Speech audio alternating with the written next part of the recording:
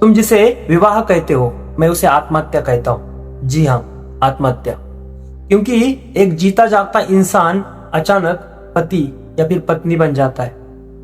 एक इंसान से वो एक संस्था बन जाता है। ये जीवन नहीं है, ये तो जीवन का अभिनय है। क्या तुमने कभी किसी दूल्हे को घोड़ी पर बैठे देखा है? वो खुद को राजा समझता है, उसे लगता है उसने कोई किला जीत लिया है। लेकिन सच्चाई तो ये नहीं है। वो अपनी ही आजादी की शव यात्रा में निकला है। वो बाजे, वो रोशनी, वो शोर, सब तुम्हें बेहोश करने का इंतजाम है, ताकि तुम्हें पता ही नहीं चले कि तुम एक खुली जेल में कैद होने जा रहे हो। चारों तरफ देखो, जिनकी शादियां हो चुकी है, क्या उनके चेहरों पर आनंद है? क्या उनकी आंखों में प्रेमियों वाली चमक है? नहीं, वहां थकान है, ऊब है, बासीपन है।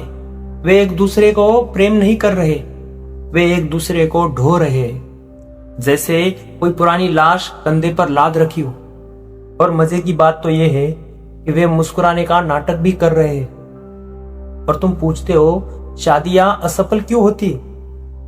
सच कड़वा है, शादियां इसलिए नहीं टूटती कि लोग बुरे हैं। शादियां इसलिए टूटती है क्योंकि विवाह की पूरी व्यवस्था ही इंसान के स्वभाव के खिलाफ है।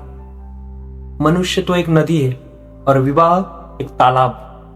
नदी बहती रहे तो साफ रहती है, और अगर वो रुक जाए तो सड़ जाती है। आज हर घर से वही बदबू आ रही है, कलह की, घुटन की, संघर्ष की।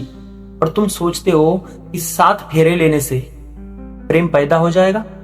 कितने भोले हो तुम। प्रेम कोई कॉन्ट्रैक्ट नहीं है, ना प्रेम कोई बीमा पॉलिसी है। और तुम्हारा विवाह 100% एक समझौता है। तुम प्रेम के कारण शादी नहीं करते, तुम डर के कारण शादी करते हो। अकेलेपन का डर, बुढ़ापे का डर, समाज का डर। और जो रिश्ता डर की नींव पर खड़ा हो, वो प्रेम का मंदिर कभी नहीं बन सकता। वो सिर्फ एक पागल खाना बन जाता है।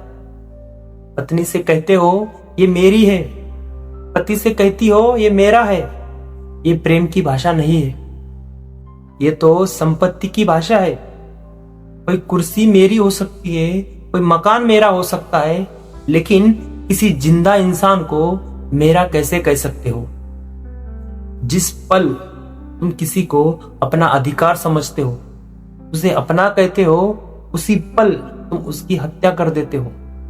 तुम कहते हो मुझे तो जलन होती है क्योंकि मैं प्यार करता हूं। ये झूठ है। जलन प्रेम नहीं है, जलन तो अहंकार है। अगर प्रेम होता तो तुम खुश होते कि वो भी खुश है, किसी और के साथ भी क्यों ना हो। क्योंकि प्रेम तो मुक्ति देता है, और तुम्हारा प्रेम एक जंजीर है। फूल को देखो, सुंदर तो लगता है, और तुम तोड़ लेते हो उसे, जेब में रख लेते हो, और फिर फूल मर जाता है। फिर तुम कहते हो कि खुशबू चली गई। मुर्दा फूलों से खुशबू नहीं आती। तुमने रिश्तों के साथ भी यही किया है। अब एक और बड़ा झूठ सुन लो, उम्मीद। तुम शादी क्यों करते हो? क्योंकि तुम भीतर से खाली हो और सोचते हो कोई आकर तुम्हें भर देगा।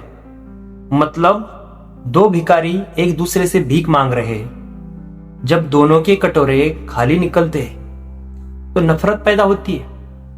तुमने असली इंसान से शादी नहीं की, तुमने तो एक सपने से शादी की। और जब सपना टूट जाता है तो तुम कहते हो तुम बदल गए। कोई नहीं बदला, बस तुम्हारी नींद टूट गई। समाज को स्वतंत्र इंसान पसंद ही नहीं है, उसे तो गुलाम चाहिए।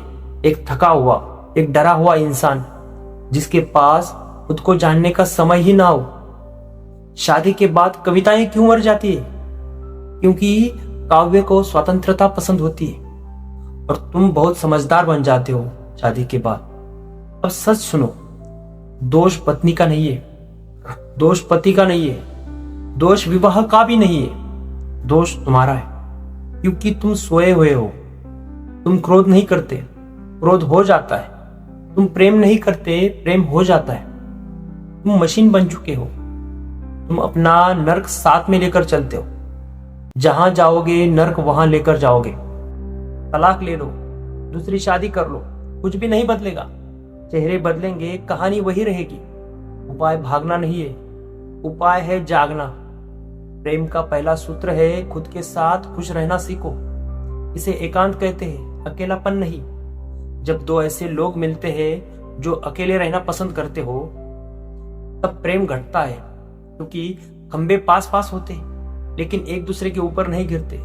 तारों के बीच खाली जगह होती है, तभी संगीत पैदा होता है। अपने रिश्तों में थोड़ा आकाश पैदा करो। 24 घंटे एक दूसरे के सर पर मत सवार रहो, प्रतिक्रिया मत दो, साक्षी मत बनो। देखो गुस्सा आ रहा है लेकिन उससे डूबो मत। सुधारना बंद करो, न्यायाधीश मत बनो, स्वीकार करो, क्योंकि प्रेम पिघला देता है, पत्थर को भी मोम बना देता है।